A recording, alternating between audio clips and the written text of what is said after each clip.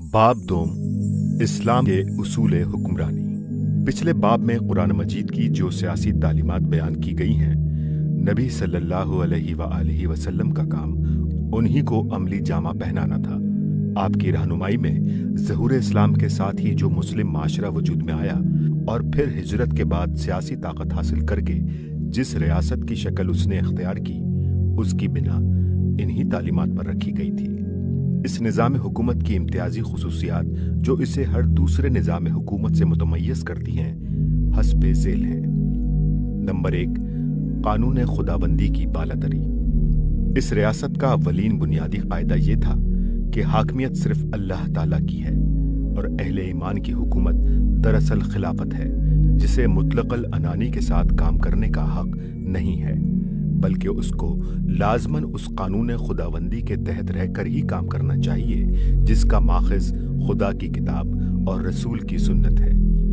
कुरान मजीद में इस कायदे को जिन आयात में बयान किया गया है, उन्हें हम पिछले बाब में नकल कर चुके हैं। खास तौर पर आयात ज़ेल इस मामले में बिल्कुल वाज़ेह हैं। सूरह निसा आयत नंबर 59, 64, 65, 80 और 105। सूरह मायदा आयात नंबर 44, 45 और 47। सूरह आराफ आयत नंबर 3। सूरह यूसुफ आयत नंबर 40। सूरह नूर आयत 54 और 55। सूरह अहज़ाब आयत नंबर 36 और सूरह हश्र आयत नंबर 7। नबी सल्लल्लाहु अलैहि वसल्लम ने भी अपने मुतअद्दिद इरशादात में इस अस्लुल उसूल को पूरी सराहत के साथ बयान फरमाया है। तुम पर लाजिम है किताबुल्लाह की पैरवी। जिस चीज को उसने हलाल किया है उसे हलाल करो, और जिसे उसने हराम किया है उसे हराम करो। कंजुल अम्माल। अल्लाह ने कुछ फराइज मुकर्रर किए हैं, उन्हें ज़ाया ना करो।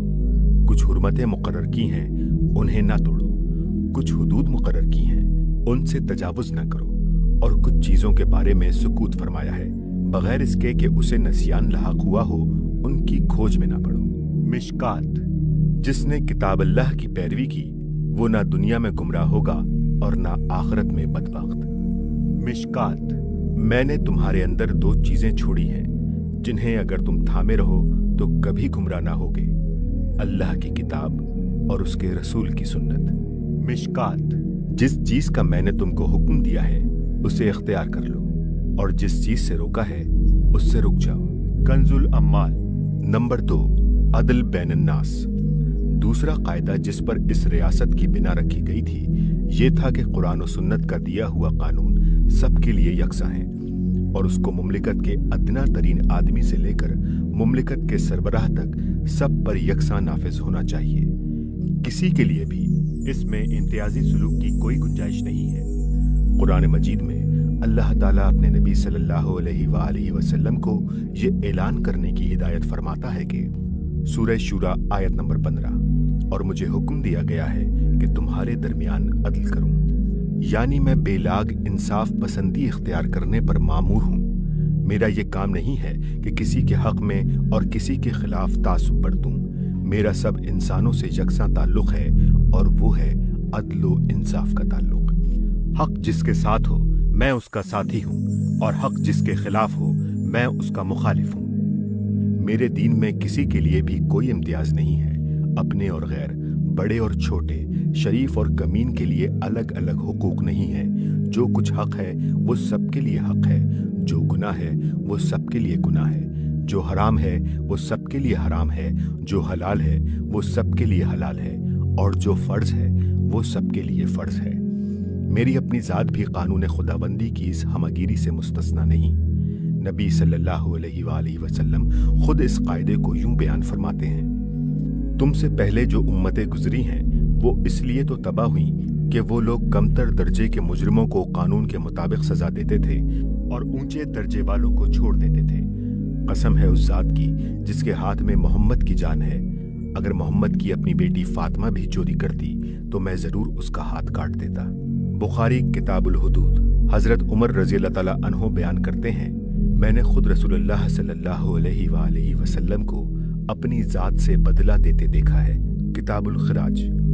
नंबर 3, मसावात बैनुल मुस्लिमीन। اسی قاعدے کی فرع یہ تیسرا قاعدہ ہے جو اس ریاست کے مسلمات میں سے تھا کہ تمام مسلمانوں کے حقوق بلا لحاظ رنگ و نسل و زبان و وطن بالکل برابر ہیں۔ کسی فرد، گروہ، طبقے یا نسل و قوم کو اس ریاست کے حدود میں نہ امتیازی حقوق حاصل ہو سکتے ہیں اور نہ کسی کی حیثیت کسی دوسرے کے مقابلے میں فروتر قرار پا سکتی ہے۔ قرآن مجید میں اللہ تعالیٰ کا ارشاد ہے، سورہ حجرات آیت نمبر 10، مومن تو ایک دوسرے کے بھائی ہیں۔ سورہ حجرات آیت نمبر 13، لوگو ہم نے تم کو ایک مرد اور ایک عورت سے پیدا کیا اور تمہیں قبیلوں اور قوموں میں تقسیم کیا تاکہ تم ایک دوسرے کو پہچانو۔ در حقیقت اللہ کے نزدیک تم میں سب سے زیادہ عزت والا وہ ہے جو سب سے زیادہ متقی ہے۔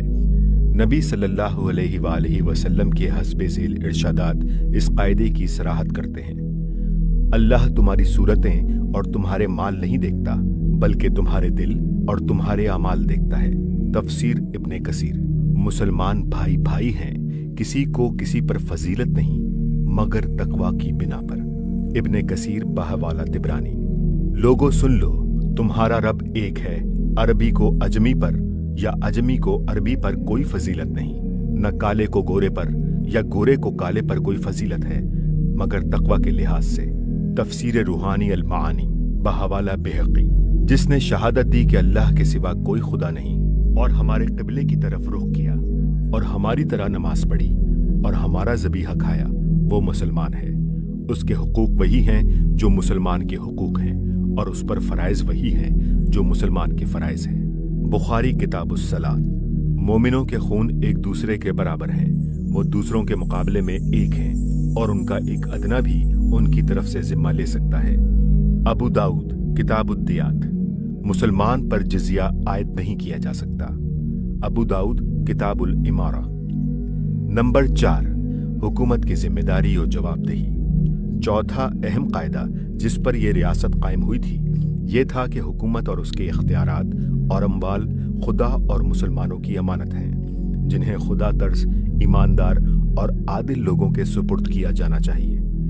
اس امانت میں کسی شخص کو منمانے طریقے پر یا نفسانی اغراض کے لیے تصرف کرنے کا حق نہیں ہے، اور جن لوگوں کے سپرد یہ امانت ہو وہ اس کے لیے جواب دہ ہیں۔ قرآن مجید میں اللہ تعالیٰ کا ارشاد ہے، سورہ نساء آیت نمبر 58، اللہ تم کو حکم دیتا ہے کہ امانتیں اہل امانت کے سپرد کرو اور جب لوگوں کے درمیان فیصلہ کرو تو عدل کے ساتھ کرو، اللہ تمہیں اچھی نصیحت کرتا ہے، یقیناً اللہ سب کچھ سننے اور دیکھنے والا ہے۔ رسول اللہ صلی اللہ علیہ وآلہ وسلم کا ارشاد ہے، خبردار رہو، تم میں سے ہر ایک رائی ہے اور ہر ایک اپنی رعیت کے بارے میں جواب دہ ہے، اور مسلمانوں کا سب سے بڑا سردار جو سب پر حکمران ہو وہ بھی رائی ہے اور اپنی رعیت کے بارے میں جواب دہ ہے۔ بخاری کتاب الاحکام۔ کوئی حکمراں جو مسلمانوں میں سے کسی رعیت کے معاملات کا سربراہ ہو، اگر اس حالت میں مرے کہ وہ ان کے ساتھ دھوکہ اور خیانت کرنے والا تھا تو اللہ اس پر جنت حرام کر دے گا۔ بخاری کتاب الاحکام۔ کوئی حاکم جو مسلمانوں کی حکومت کا کوئی منصب سنبھالے پھر اس کی ذمہ داریاں ادا کرنے کے لیے جان نہ لڑائے اور خلوص کے ساتھ کام نہ کرے، وہ مسلمانوں کے ساتھ جنت میں داخل نہ ہوگا۔ مسلم کتاب الامارہ۔ نبی صلی اللہ علیہ وآلہ وسلم نے حضرت ابو ذر رضی اللہ تعالیٰ عنہ سے فرمایا، اے ابو ذر، تم کمزور آدمی ہو اور حکومت کا منصب ایک امانت ہے۔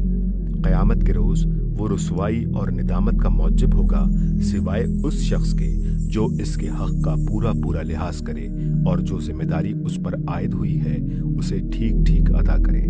کنز الاعمال۔ کسی حاکم کا اپنی رعیت میں تجارت کرنا بدترین خیانت ہے۔ کنز الاعمال۔ جو شخص ہماری حکومت کے منصب پر ہو وہ اگر بیوی نہ رکھتا ہو تو شادی کر لے، اگر خادم نہ رکھتا ہو تو ایک خادم حاصل کر لے، اگر گھر نہ رکھتا ہو تو ایک گھر لے لے، اگر سواری نہ رکھتا ہو تو ایک سواری لے لے۔ اس سے آگے جو شخص قدم بڑھاتا ہے وہ خائن ہے یا چور۔ کنز الاعمال۔ حضرت ابو بکر صدیق رضی اللہ تعالیٰ عنہ فرماتے ہیں، جو شخص حکمراں ہو اس کو سب سے زیادہ بھاری حساب دینا ہوگا اور وہ سب سے زیادہ سخت عذاب کے خطرے میں مبتلا ہوگا، اور جو حکمران نہ ہو اس کو ہلکا عذاب دینا ہوگا، اور اس کے لیے ہلکے عذاب کا خطرہ ہے، کیونکہ حکام کے لیے سب سے بڑھ کر اس بات کے مواقع ہیں کہ ان کے ہاتھوں مسلمانوں پر ظلم ہو، اور جو مسلمانوں پر ظلم کرے وہ خدا سے غداری کرتا ہے۔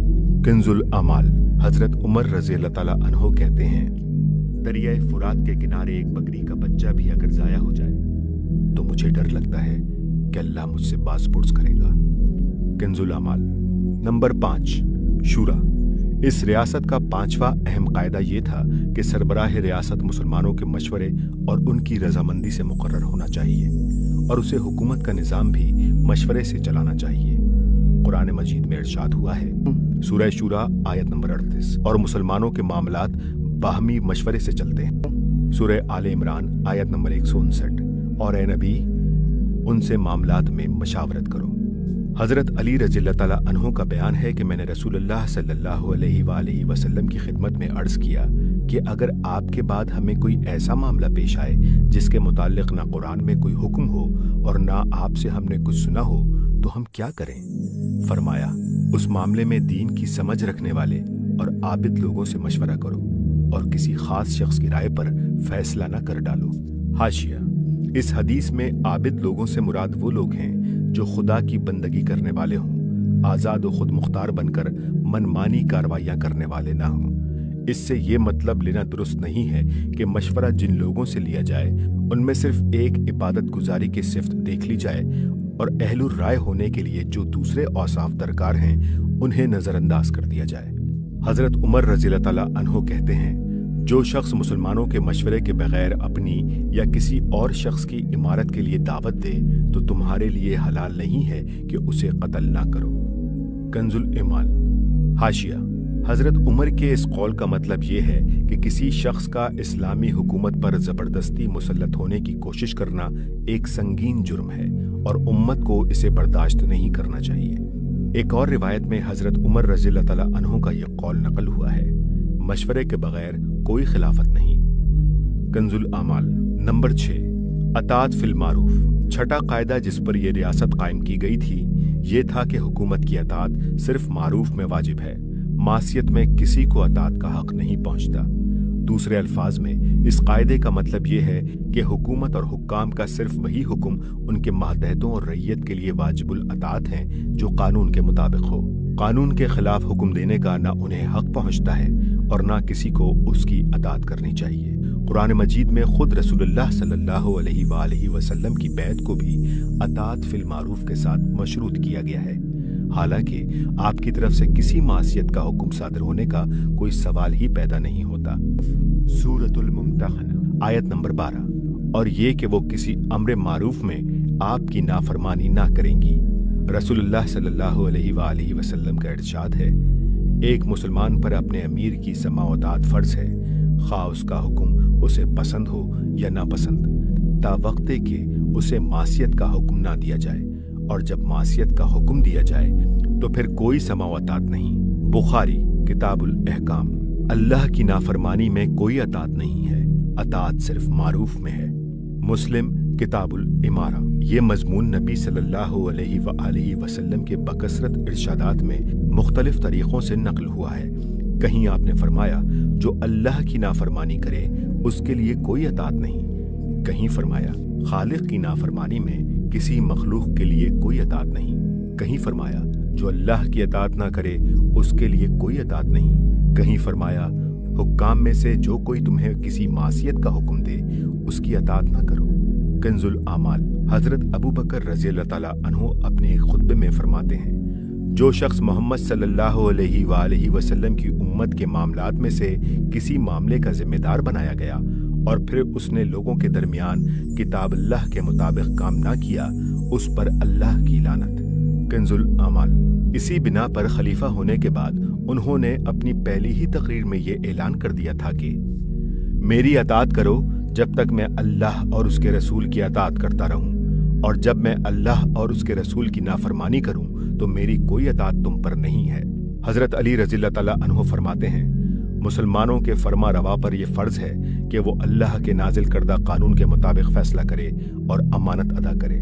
फिर जब वो इस तरह काम कर रहा हो तो लोगों पर यह फर्ज है कि उसकी सुने और माने, और जब उन्हें पुकारा जाए तो लब्बैक कहें। एक मर्तबा हजरत अली रज़ियल्लाहु ताला अन्हु ने अपने खुतबे में ऐलान फरमाया, मैं अल्लाह की फरमाबरदारी करते हुए तुमको जो हुक्म दूं उसकी अताअत तुम पर फर्ज है, ख्वाह वो हुक्म तुम्हें पसंद हो या नापसंद। और जो हुक्म मैं तुम्हें अल्लाह की नाफरमानी करते हुए दूं तो मासियत में किसी के लिए अताअत नहीं। अताअत सिर्फ मारूफ में है, अताअत सिर्फ मारूफ में है, अताअत सिर्फ मारूफ में है, अताअत सिर्फ मारूफ में है।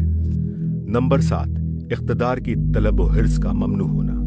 यह कायदा भी इस रियासत के कवायद में से था कि हुकूमत के जिम्मेदाराना मनासिब के लिए उमूमन और खिलाफत के लिए खुसूसन वो लोग सबसे ज्यादा गैर मौजू हैं जो खुद ओहदा हासिल करने के तालिब हों और उसके लिए कोशिश करें। कुरान मजीद में अल्लाह ताला का इरशाद है, सूरह क़सस आयत नंबर 83, वो आखिरत का घर हम उन लोगों को देंगे जो जमीन में ना अपनी बड़ाई के तालिब होते हैं और ना फसाद बर्पा करना चाहते हैं। नबी सल्लल्लाहु अलैहि वसल्लम का इरशाद है, बाखुदा हम अपनी इस हुकूमत का मनसब किसी ऐसे शख्स को नहीं देते जो उसका तालिब या उसका हरीस हो।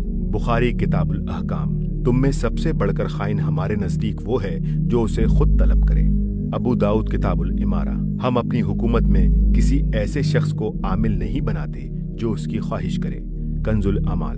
अब्दुर्रहमान बिन समरा रज़ियल्लाहु ताला अन्हु से हुजूर सल्लल्लाहु अलैहि वसल्लम ने फरमाया, ए अब्दुर्रहमान बिन समरा, इमारत की दरख्वास्त ना करो, क्योंकि अगर वो तुम्हें मांगने पर दी गई तो खुदा की तरफ से तुमको उसी के हवाले कर दिया जाएगा, और अगर वो तुम्हें बेमांगे मिली तो खुदा की तरफ से तुमको उसका हक अदा करने में मदद दी जाएगी। हाशिया। इस मुकाम पर किसी को ये शुबा ना हो कि अगर ये इस्लाम का उसूल है तो फिर हजरत यूसुफ ने मिस्र के बादशाह से हुकूमत का मनसब क्यों मांगा था। दरअसल हजरत यूसुफ किसी मुसलमान मुल्क और इस्लामी हुकूमत में नहीं बल्कि एक काफिर मुल्क और काफिर हुकूमत में थे।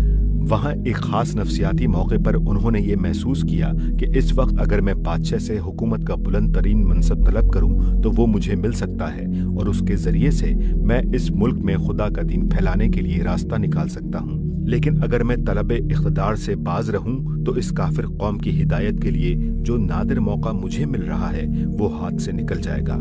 ये एक खास सूरत हाल थी जिस पर इस्लाम का आम कायदा चस्पा नहीं होता।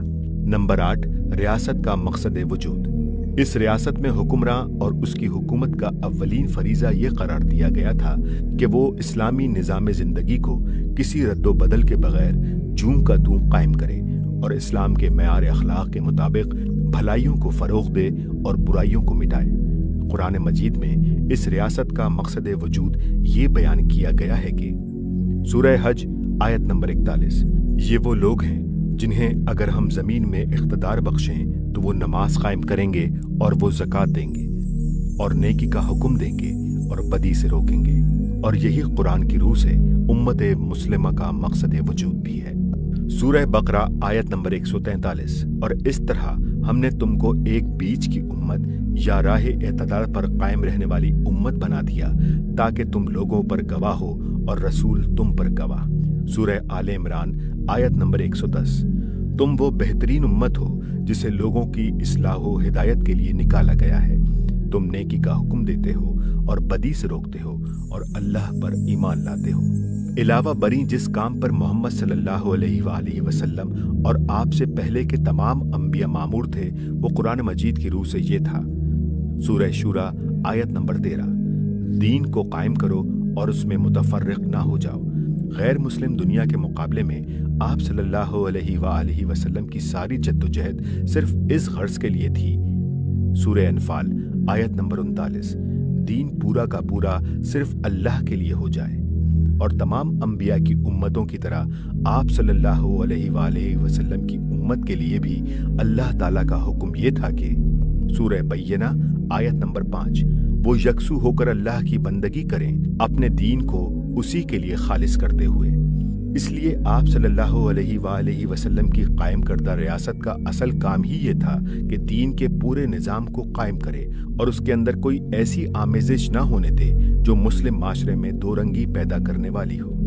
इस आखिरी नुक्ते के बारे में नबी सल्लल्लाहु अलैहि वसल्लम ने अपने असहाब और जानशीनों को सख्ती के साथ मुतनब्बे फरमा दिया कि जो शख्स हमारे इस दीन में कोई ऐसी बात निकाले जो उसकी जिन्स से ना हो, उसकी बात मरदूद है। मशकात। खबरदार, निराली बातों से बचो, क्योंकि हर निराली बात बिद्दत है और हर बिद्दत गुमराही। मशकात। जिसने किसी बिद्दत निकालने वाले की तौकीर की, उसने इस्लाम को मुनहदिम करने में मदद दी। मुश्कात। इसी सिलसिले में आपका ये इरशाद भी हमें मिलता है कि 3 आदमी खुदा को सबसे ज्यादा नापसंद हैं, और उनमें से एक वो शख्स है जो इस्लाम में जाहिलियत का कोई तरीका चलाना चाहे। मशकात। नंबर 9, अमर बिल मारूफ व नही अनिल मुनकर का हक और फर्ज।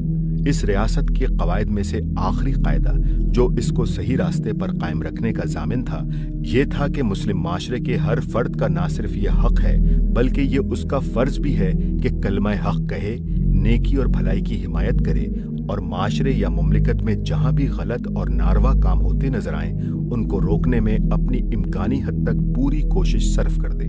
कुरान मजीद की हिदायत इस बाब में ये हैं। सूरह मायदा आयत नंबर 2, नेकी और तकवा में ताउन करो और गुनाह और ज्यादती में ताउन ना करो। सूरह अहज़ाब आयत नंबर 70, ऐ लोगो जो ईमान लाए हो, अल्लाह से डरो और दुरुस्त बात कहो। सूरह निसा आयत नंबर 135, ऐ लोगो जो ईमान लाए हो, इंसाफ पर कायम रहने वाले और अल्लाह के लिए गवाही देने वाले बनो, खा तुम्हारी गवाही खुद तुम्हारे अपने खिलाफ या तुम्हारे वालिदैन या करीबी रिश्तेदारों के खिलाफ पड़े।